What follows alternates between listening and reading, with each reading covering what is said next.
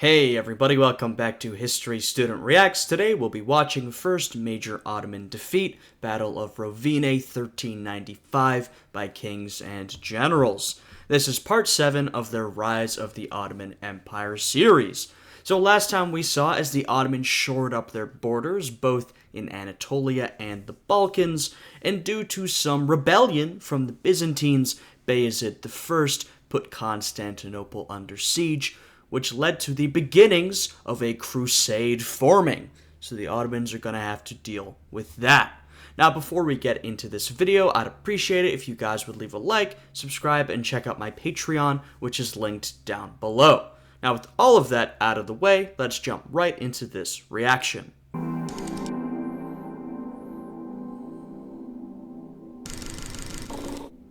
Upon launching his blockade of Constantinople during the early months of 1394, Sultan Bayezid I had launched a series of events that would put him face to face with a great crusader army at the gates of his sultanate. In this video, we will explore Bayezid's campaigns to subdue the defiant realm of Wallachia in a preemptive strike against the Crusaders, while King Sigismund of Hungary slowly builds a massive pan-European alliance to drive the House of Ottoman back across the Bosporus once and for all. Yeah, we've seen the Ottomans, they've already had to deal with some serious enemies in Anatolia, but especially in the Balkans, right? It's not like they've had a super easy time, though they have definitely been the dominant power in the region, but now they are sort of dealing with a wider regional conflict, as several of these European powers begin to come together, right, through a crusade to take on growing Ottoman influence. So this may be a bigger challenge than they've faced so far. You know, as the Ottoman Empire expands further into the Balkans, they're sort of getting more and more involved in the politics of the region, and they're becoming a force that can no longer be ignored by some of these rather influential European powers who are maybe a little deeper into the Balkans, or even bordering the Balkans in sort of Central and Eastern Europe. People are really beginning to notice this Ottoman expansion. Bayezid would have loved it if his army's baggage train was light and able to strike fast, but alas he didn't have the futuristic materials and design skills of our sponsor, Ridge. Don't be stuck in the past when it comes to... Alright, and I'll let their ad play through as I usually do. You guys know the deal. I've got their video linked down below, so you can go and check it out, give them a like, subscribe, check out their sponsor, show Kings and Generals some support for making these fantastic videos that we like to react to. Given a lifetime guarantee. Slot in up to 12 cards, add cash using the band and clip if needed, and never look back on the medieval tier leather wallets of old. As for your keys, that's another annoying and messy carry with the usual keyring setups, so streamline it all with the Ridge key case. It's another small, strong gadget with a professional look and space for 6 keys. Easy to use, and again it comes with a lifetime guarantee and makes life that little bit smoother. Leave the Crusaders fumbling their keyrings while you head off on your merry way. All Ridge products have a 99-day money-back guarantee if you don't like them, and you can get them cheaper by using our offer. Go to the link in the description and use code Kings and Generals to get a 10% discount. As King Sigismund of Hungary was in the process of forming a crusader alliance in Europe to relieve the blockade of Constantinople, news of a gathering crusader army trickled down to Edirne. And Hungary is really the first of those seriously major powers that the Ottomans have encountered. Once again, I don't want to downplay what they've faced so far, right? They've taken on the Serbs, the Bulgars, the Byzantines, and, Serbia was an influential medieval state. The Bulgarians were at different points, right? So they have fought challenging foes, but you can see just from the map, Hungary is a powerful country, sort of in the Balkans and Central Eastern Europe, and they connect to that sort of wider European political realm, right? Since now we're talking about a country that, like I said, it moves even out of the Balkans into wider Central Europe. So, as I said, the Ottomans, they're becoming known wide and far, right? Their influence is becoming known, and for some of these neighboring powers, they're becoming a big problem. Although the European response to the blockade of Constantinople would not be swift, by 1394, Sultan Bayezid I had already begun war preparations at home for the eventual conflict. During this limbo period, Ottoman forts in the Balkans were reinforced and resupplied with new garrison soldiers from Anatolia. Despite these preparations, the Sultan was not one to stay idle and wait for the enemy to arrive at his gates. In only 5 years since acceding to the throne, Bayezid had achieved what no prior Ottoman ruler could have dreamed of. Almost all of Anatolia had been conquered, all major opposition in the Balkans had been crushed, and a significant attempt to seize Constantinople was underway. Instead of staying idle, the ambitious Ottoman Sultan planned on going on the offensive in the region to get a head start in the inevitable hostilities to come. Yeah, so at this point, Bayezid is continuing the trend of these rather successful Ottoman rulers who continued the growth of the empire, were able to shore up their borders while still expanding quickly and aggressively. Now, obviously at this point, no one, we're talking at this point, 1394, no one can see the future. But even with that crusade building up, the Ottoman Empire looks like it's in a pretty strong position. And to be fair, as we know, the empire will continue to expand and grow over the years, but it's going to face some bumps in the road. To secure his northern borders from the upcoming Crusader invasion, Bayezid launched a surprise military campaign against Wallachia during the fall of 1394. The Ottoman ruler most likely wished to secure control over the Danube. And Wallachia will become essentially part of modern-day Romania. So if you want to make some connections to the modern-day Balkans, right? Because we've had Bulgaria, well, we know that country today, and Serbia. Now, I will remind you, the countries of the medieval era, they do not necessarily always line up with the modern-day countries, right? There's a lot of territory part of these modern-day countries that were not part of these medieval states, and the opposite is true as well. Like, these powers grew and shrank over time, so they've controlled a lot of territory that may or may not be associated with the modern-day Balkan countries. But just for a bit of context, like I said, Wallachia, that's generally associated with modern-day Romania. River, and create a new regional buffer vassal state before the onset of hostilities. Crossing the Danube from near Nicopolis, the Ottoman army made their way north to capture the Wallachian capital of Kotir de Argeș. The Ottoman Sultan thought that, through his lightning campaign into the region, Mircea I of Wallachia would have no choice but to bow down to his rule. However, after a few days of raiding and burning the countryside alongside the Danube, no response came from the Wallachian voivode. It was only after Bayezid began his forced march into the forested interior of the region that he would be met with the first signs of local resistance. As he knew he did not have the men or resources to stand up to the Ottomans head-on, Mircea employed his Wallachian skirmishers to conduct guerrilla operations against the numerically superior invaders. For an entire week, the Ottoman host was harassed by Wallachian hit-and-run attacks, while they marched through the unfamiliar lands. Exhausted from the forced march and sustaining heavy losses, the Ottoman army made camp near the Argeș River.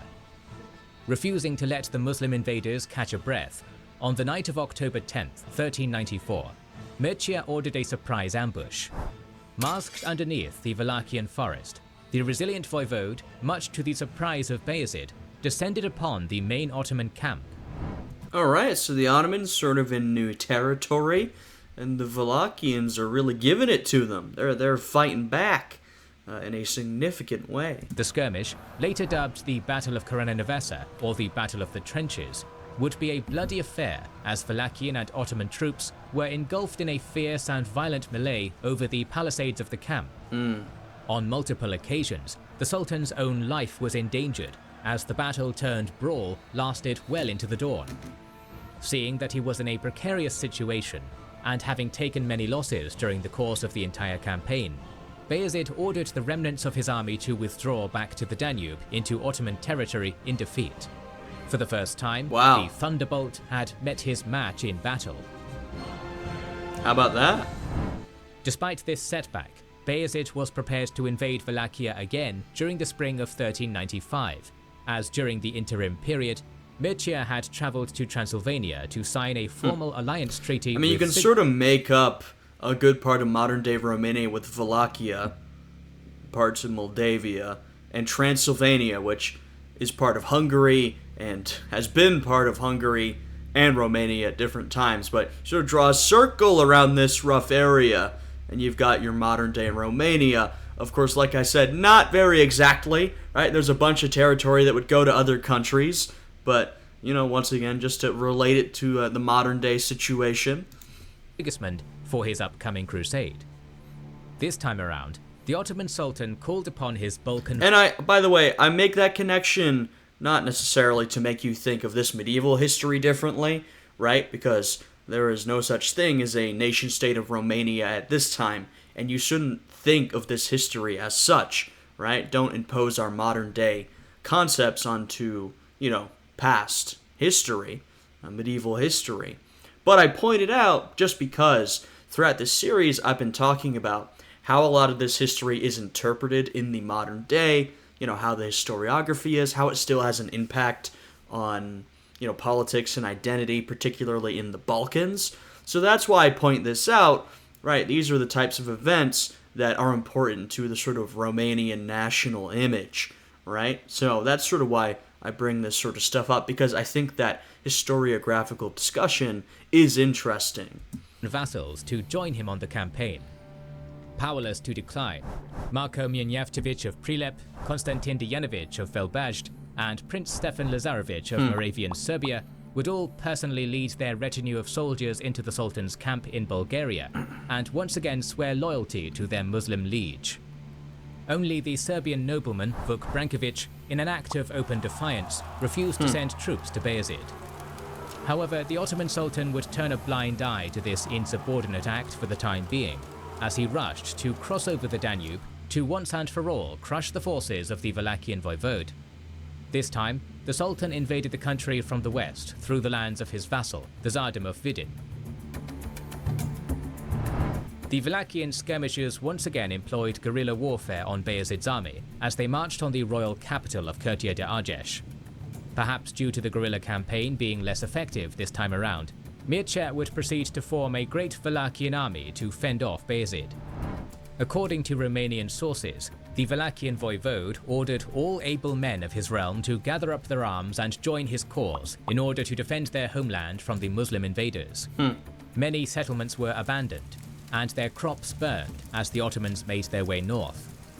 Not wanting to be bogged in a long siege, and wanting to resolve the war in one swift blow, There's some burnt earth kind of strategies. Retreat, and as you do, burn the farms. Ottomans won't be able to loot them then. Bayezid bypassed the many Wallachian forts in the region and pursued a field battle with Mircea near his capital. However, still knowing that he could not take on the Ottoman host in an open field battle, Mircea stationed his grand army in the strategic Rovine marshlands south of his capital. The marshlands were littered. Mircea, he's been making some pretty strategically intelligent decisions, right? He clearly understands the situation he's in, understands his disadvantages, but is still making a valiant effort to fight back in whatever way he can against the Ottoman incursion. With small narrow valleys, caves, old ruins, and impassable waterways, making it an ideal landscape for a defending army fighting against a numerically superior enemy. As Bayezid deployed his army on the battlefield, many sections of his host would be bogged down and immobilized in the marshes, such as his heavy Capiculu and Serbian cavalry. Frankly, the Balkans, a lot of that territory is mountainous. Well, a lot of it's mountainous, full stop, right? But a lot of it is not the most hospitable. So throughout history, you'll see a lot of, sort of insurgent and guerrilla warfare throughout the Balkans because, you can fight big battles against each other, but oftentimes when one side loses, or one side, say, is gathering troops but is much smaller than the other, they'll just retreat into the mountains and fight as guerrilla fighters. So you see a lot of, like I said, rather difficult territory throughout the region, which, can sometimes be to the advantage of any sort of guerrilla fighters, underdogs. Though, once again, the Ottomans do end up overall dominating the region, but they face a lot of challenges as they do that, and of course, that domination does not last forever. However, this would not stop the Ottoman Sultan from pursuing Mircia's army, since, after all, what was one marshland compared to the conquest of Anatolia? According to the more dramatic retellings, the following Battle of Rovine would last for an entire week. During the dragged-out... Yeah, we've talked about this before, but, well, when you're dealing with any sort of history, you have to be cognizant of your sources, right? Make sure you know who this is coming from, what biases they might have, right? What might have shaped this source, if possible, compare different primary sources, all this sort of stuff, right? Oftentimes when we're talking about ancient or even medieval history, we're relying on a couple of rather unreliable sources. That's the case for a lot of these early Ottoman conquests. We're relying on, frankly, tales and stories passed down. There's not a ton of written material, at least by people who may have been witnesses. And even if there is, these people have a big reason to shift the story one way or another. So these types of things, there are a lot of stories like, this battle happened like this, and this dramatic thing happened, and, we don't entirely know. Battles can be quite dramatic, but always be skeptical when you hear tales. We talked about this with the Battle of Kosovo as well, how there were sort of different stories depending on who you ask, and both are probably some type of exaggeration, right? Battle. Multiple Ottoman attempts to breach through the marshes failed, as many were killed by Wallachian archers. It was during one of these attempts to breach the marshes that the entire Ottoman vanguard of irregular infantry would be cut to pieces by incoming Wallachian arrow fire. Wow. Ottoman attempts to flank around the marshes to strike at Mircia's main camp were also thwarted. As the struggle continued, the Wallachian troops began digging trenches throughout the local terrain as a means to defend themselves from wave after wave of Ottoman assaults, to much success. With each passing day, Ottoman casualties rose up as Ottoman corpses scattered the marshlands of Rovine. Amongst the dead were Bayezid's Serbian vassals, Marko Munjevci. And I will point out, of course, there is a religious element to all of this. We're seeing some of these Christian powers unify around Christianity to form a crusade and push out the Ottomans. Though, I would argue the real motivation is that some of these powers, these European powers, are becoming threatened by the Ottoman presence. I think if you dig a little bit deeper, there's always more to it than ideology. There's always some material interest there. But, there is ideology, there is religion, that is important. But I will also point out that, because of the Ottoman domination, they have non-Muslims, Christians fighting alongside them. A lot of them through coercion, but sometimes not. And over time, there will be more of that sort of thing. And so it's interesting to see, of course, you have a primarily Muslim army versus a primarily, probably almost entirely Christian army on the side of the Wallachians. But the Ottomans also have sort of fellow Balkan Christians on their side. So you've got sort of a bit of a complex situation here. Of Prilep and Konstantin Dejanovic of Velbazhd. Only after a surprise Wallachian nighttime assault on the main Ottoman camp did Sultan Bayezid conclude that further attempts to break through the marshes were futile. Cutting his losses short and withdrawing from the battlefield, Bayezid once again abandoned his campaign against Wallachia. Wow, Bayezid's been having a hard time this episode. Wallachia is putting up a real challenge to his domination. This may be the most he's been stopped, just full-on stopped up until this point. Now, once again, I'm not saying that stop is going to last forever, but his progress has really been halted. The Battle of Rovine had ended in a decisive victory for the Wallachian voivode, even if it came at a great loss in manpower, as he defeated an Ottoman army multiple times the size of his own host. Right. However, not all was lost for the Ottomans after Rovine. In the months after the battle, Mircea I had become increasingly unpopular since his prolonged struggle against the Ottomans had drastically depleted the Principality's military and economic resources. Right, and this is one thing you also have to point out. Now, tactically, Mircea seems to be doing all the right moves, right? He is managing to fend off the Ottomans. But strategically, you need to think about the bigger picture. The fact of the matter is, he's got way less resources, way less manpower than the Ottomans do, right? That's just the situation. The Ottomans have, so much more manpower, more resources, more economic power, right? Anything you can think of. And so the Ottomans can afford to take a lot more losses than the Wallachians can. In fact, one big loss and the Wallachians are pretty much done, right? Or maybe two. I don't know. But they cannot afford to lose. The Ottomans, on the other hand, it's not nice, but they can afford a couple of big losses, and it won't damage the standing of their empire too much overall. It might cause other issues, but they're in a strong position, right? Especially if they're just fighting one enemy. Now, this is why, some of these European powers, especially Hungary over here, are trying to call for a broader crusade, right? They want to mobilize more resources and more manpower to better match the Ottomans. But as of right now, the Ottomans still have that massive upper hand where even if their progress has been halted, even if they've been dealt a pretty bad blow, they can keep coming back. Not forever, but for a lot longer than the Wallachians can. Eventually, he was deposed by his court rival, Vlad I. As Mircea I fled to the nearby Kingdom of Hungary, Vlad I submitted before Bayezid, removing Wallachia from the anti-Ottoman Crusader coalition, and began to pay tribute to Edirne. Although unsuccessful on the battlefield, Bayezid had, through diplomacy, secured his northern border with Wallachia. Now, the Ottoman Sultan turned his gaze back to his Balkan holdings, for he wanted to crush all remaining opposition in the region before the onset of the Crusader invasion.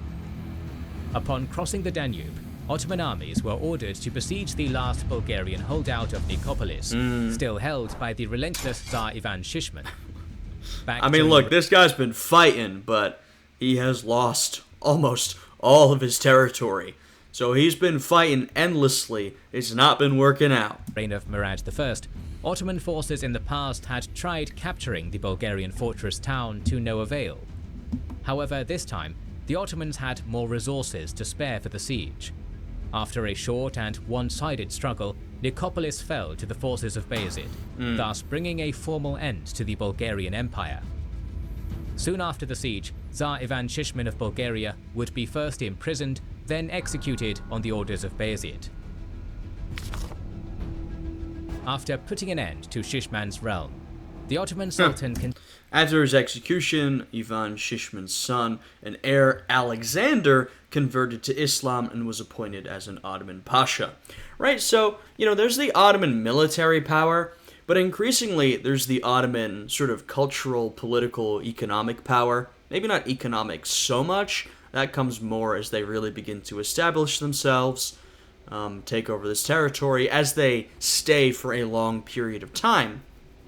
But, as we saw from Vlad taking over in Wallachia, the Ottomans have this geopolitical power where even if they don't win militarily, some of these smaller countries still might think it's worth it to just negotiate, right? Rather than fight it out. And we're seeing some of this cultural power, right? Especially the growing influence of Islam through the Devshirme system, the Janissaries, but also sort of a broader cultural influence where you'll find a lot of sort of social elites throughout the Balkans find it worth their time to convert to Islam because that allows them to further move throughout the ranks of the Ottoman Empire, right? They're important social elites in their home country. A lot of them maintain some sort of position in the Ottoman Empire once their territory is conquered. And not all, but some, do feel it beneficial to convert to Islam and sort of integrate themselves more into that Ottoman hierarchy, right? So that's more of that Ottoman power that we see, that cultural power. continued down south to his Serbian holdings. The former lands of the two slain Serbian despots from the Battle of Rovine, Marko and Konstantin, were formally annexed into the Ottoman Sultanate, as they had no male sons to succeed in their seats. In addition to these land acquisitions, during the same period, Bayezid invaded the lands of Vuk Brankovic, the Serbian... And like I've said before, we see with that a little bit, the Ottomans are sort of becoming, or no, I should say they are the dominant power in at least the southern Balkans at this point, and they're in the process of making themselves into the dominant power throughout the entirety of the Balkans. And what that means is, this becomes Ottoman territory, or at least the Ottoman backyard. And so if there's any sort of dispute or succession crisis or whatever, who gets involved to mediate? The Ottomans do. And that is only to their benefit, right? And we see that in geopolitics, both then and now. A noble who had failed to supply him with troops during his Wallachian campaign. In a short period of time, the insubordinate Serbian lord would be defeated in battle and imprisoned, while his territories were transferred to the more loyal Stefan Lazarevic. Right. After spending 2 years in an Ottoman cell, Vuk Brankovic, the Serbian noble who defied Edirne since the Battle of Kosovo, died from natural causes. For the most part, the year 1395 had been kind to the Thunderbolt. The last 12 months had seen Bayezid consolidate his power in the Balkans before the arrival of the Crusaders. The Ottoman Sultan now controlled the major Danube crossing towns of Vidin, Nicopolis and Silistra. Wallachia had left the Crusader coalition, and a pro-Ottoman ruler now sat in Kertea de Argeș. Yeah, we see that green on the map continuing to grow. So, once again, the Ottomans are preparing for that crusade, but they are in a relatively strong position. They didn't manage to militarily dominate Wallachia, which, might be something to keep an eye on. But they have gained power politically. They have managed to shore up their possessions in the region. And so they are standing strong, right? The Bulgarian Empire's dubious ruler, Ivan Shishman, had been murdered and his realm conquered. Lastly, Vuk Brankovic had been deposed, and now the Serbian realm was unified under a loyal Ottoman vassal prince. However, the following year would see Bayezid come face to face with his greatest challenge yet. Since their conversion to Christianity under the Arpad dynasty during the 11th century, the Kingdom of Hungary had been one of Europe's largest and most formidable states. The kingdom was largely located... And that's what I was saying earlier. No disrespect to any of the powers the Ottomans have been dealing with so far, but Hungary, that's a big boy. You know what I mean? Hungary is a serious European power. They're influential, they're powerful, they got a lot of territory, a lot of manpower, a lot of resources. And now, as you can see, the Ottomans, they've got a long, or at least their vassals, have a long border with Hungary. Right? So like I was saying, the Hungarians, they feel Ottoman influence encroaching upon them, right? Hungary is sort of the northern end of the Balkans, moving into Central and Eastern Europe. They're looking down, seeing the Ottomans moving northwards, and so the Ottomans are becoming a serious concern for them.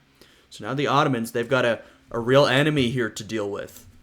On the rich farming lands of the Great Hungarian Plain, situated at the crossroads of Central and Southeastern Europe. Under the Anjou dynasty, Hungary had expanded its reach deeper into the Balkans during the same period in which the Ottoman Sultanate was also making gains in the region. During the reign of Louis I, multiple wars were fought against Bosnia, Moldavia, Wallachia, Serbia and Bulgaria in order to bring them into the Hungarian sphere of influence.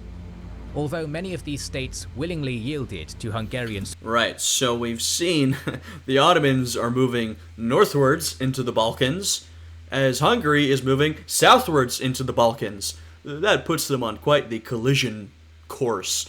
I also like to see we've rewinded time. Just a very obvious change was, Poland, Lithuania, become Poland, Lithuania, merged. Also such a, not like I don't know this, but looking at it from this territory, and you'll see when we go back to 1394, 1995, just how massive that country was. Initially, in order to deal with the growing Ottoman threat, Louis's death in 1382 would end Hungarian dreams of forming a Magyar-led Balkan peninsula. The late king would be succeeded by his eldest daughter, Mary I, whom herself was married to the son of the Holy Roman Emperor, Prince Sigismund. In the following years, Sigismund would be crowned king, and with the untimely death of... Yeah, look at that. God damn. This is an interesting era of medieval European history, one that I really do not know too much about. But, you've got the Holy Roman Empire, when that still meant something. You've got an era when Austria's kind of, this little country. But over the next couple hundred years, Austria is going to grow extremely powerful. An era when Hungary is a very, powerful country in Central Europe, into the Balkans. The Polish-Lithuanian Commonwealth, Poland, Lithuania, this gigantic power, the Teutonic Knights. We're getting all these cameos of powers that I don't often see that much, right? This isn't, like I said, my era of history necessarily, but it's an interesting era to talk about and read about. Mary in 1395, he would become the sole ruler of Hungary. With the accession of Sigismund also came the first Ottoman raids into Hungary, and thus military preparations were made to strike back at Adana. Right. The crusade to come would be a vital opportunity for the young foreign king of Hungary to make a name for himself and cement his rule over his Magyar nobles. And of course, this is kind of pretty important because throughout Ottoman history, Hungary, and then, Austria and Austria-Hungary, but Hungary, whether it's its own country or not, will really be a wall that the Ottomans are going to keep hitting. Sometimes will penetrate pretty deep into, sometimes will struggle, but this rivalry, I guess you could call it, will be a common theme throughout the rest of Ottoman history, essentially. While Bayezid... until the Ottoman state starts crumbling, truly falling apart in the 19th century. ...was on a conquest spree in the Balkans, King Sigismund had been slowly forming a great European crusader alliance against Adana. Although Europe had been politically divided during the Western Schism between the popes of Rome and Avignon, Sigismund's European envoys around the continent were fairly successful in gathering support for the anti-Ottoman crusade. All right. Benefiting from the temporary cessation of hostilities between France and England during the 100 Years' War. I will say, if you view history, or at this time politics, through that clash of civilizations, Christian versus Muslim lens, which, like I said, I don't think is the most helpful or accurate way to view history. But say you're a European leader at this time, that's probably going to be one of the ways you view the world. If that's how you see it, then this Ottoman incursion into the Balkans is one of the biggest Muslim threats you've faced in a while, and it's getting very close to home, especially if you're Hungary, right? But the Ottomans are really eating into southeastern Europe, right? So, that would be a pretty big threat, if that's how you see it. The Hungarian king had managed to get favorable responses from the two nations to join his coalition.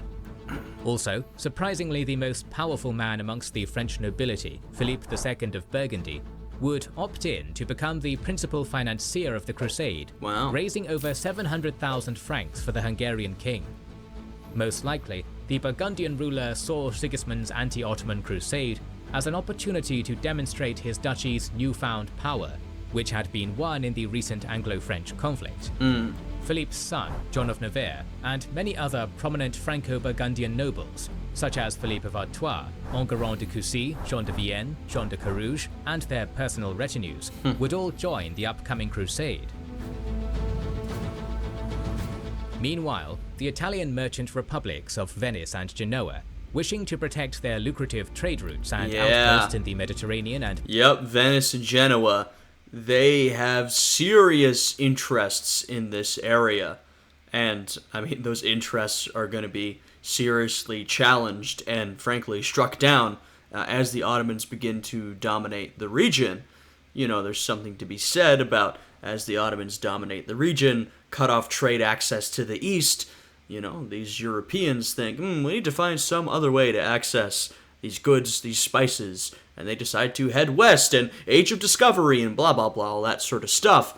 But in this moment, no one's quite thinking that far ahead.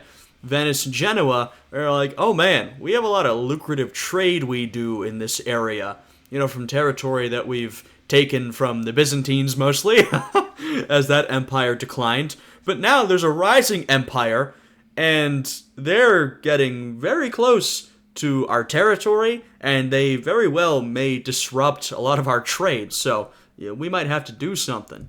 Black Sea regions from the rising Ottoman threat would also join in the forming Hungarian-led coalition. Along with Constantinople, the Genoese colony of Galata had also been blockaded by Bayezid, an affront that would see the two rival Italian republics, in an uncommon occurrence, unite under the same crusading banner. The Knights Hospitaller of Rhodes. Yeah, and, this is why we talk about this history. Like I've said, of course, religion was a part of it. I would never deny that, right? That's an important part of it. Religion, ideology, all these sorts of things. Religion was absolutely a motivator for some individuals. But, don't be naive. You have to understand, all of these crusades are about so much more than religion, right? You think Venice and Genoa got involved because they're good Christians? No, man. They got involved because of their damn trade routes. These are not the type of states you'd expect to get involved because, we're just so pious. No, whenever they get involved in stuff like this, they're looking to make some cash money, or protect the money they're already making. Known for their piracy in the Aegean Sea, would also answer Sigismund's call against Bayezid, as they had been in open conflict with the Ottomans since the Battle of Kosovo 7 years prior. With the naval powers of Venice, Genoa, and the Knights Hospitaller all raising their banners against Edena, Bayezid was now faced with the threat of Crusader warships bearing down on his coastal territories. The Ottoman navy was still in its infancy during this era, which meant it could not effectively counter the more sophisticated warships of Europe. King Sigismund's acquisition... Yeah, the Ottomans have been almost entirely a land power up until this point. There's been some action at sea, but, the vast majority of what we've seen has been on land, right? They are not a super well-developed naval power at this point. They have pretty rapidly become this big empire, right? So some of those institutions may not be as developed as a much longer-standing empires might be. And now they're facing a pretty frightening coalition, right? We talked about how Hungary, that's going to be a difficult foe for them to overcome compared to what they've faced so far. And not to mention, look at this whole coalition that's being built. Now, of course, that doesn't mean every country on here is going to contribute absolutely everything they can to this struggle, right? It matters a lot more to some of them than others, but regardless, this is looking, pretty dangerous for the Ottomans. Of European allies would not stop there. Even though he had recently been expelled from his country during the aftermath of the Battle of Rovine, Mircea I of Wallachia still commanded a sizable loyal host, numbering around a few thousand soldiers. The Wallachian ruler, perhaps in an attempt to regain his throne. Well, yeah, he wants to get himself back into Wallachia and back on that throne. And garner Hungarian support to his claim, would join the anti-Ottoman crusade.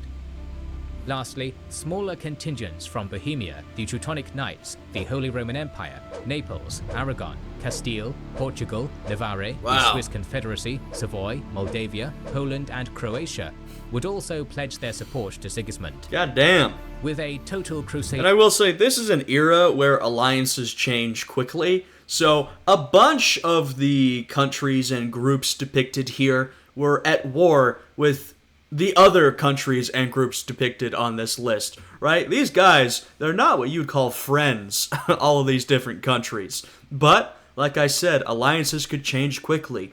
That's sort of the world we're dealing with, where, one moment you're fighting with a neighboring country desperately over a piece of territory, and the next moment that conflict has ended for whatever reason, and you're now allied with them against a common enemy, right? That's sort of how things would work. These alliances would shift pretty quickly. invading force numbering around 15,000 to 25,000 strong, converging on the Hungarian city of Buda, enthusiasm around Europe for the upcoming crusade was high.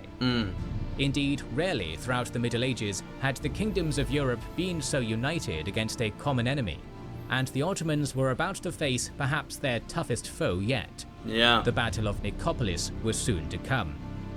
To ensure you don't miss our video on that battle, subscribe and press the bell button. Please consider liking, subscribing, commenting and sharing, it helps immensely. Recently, we've started releasing weekly Patreon and YouTube. Alright, make sure to do the same thing for this channel, right? Like, subscribe, Patreon linked down below. This was another good one from Kings and Generals, and clearly, we've got a lot to come. We've got some big stuff for the Ottomans in the future. Some big battles, you know, some difficulties among the Ottomans themselves, but then a recovery, and the empire continues to grow. So, you know, we've got a lot of good stuff to come. So stay tuned. Like I said, hit that subscribe button. You hit the bell next to that subscribe button. You'll get notifications whenever a new video goes up. So feel free to do that. And so with all of that, you know, I hope you guys are all having a good day today. And I will see you all again next time. Goodbye.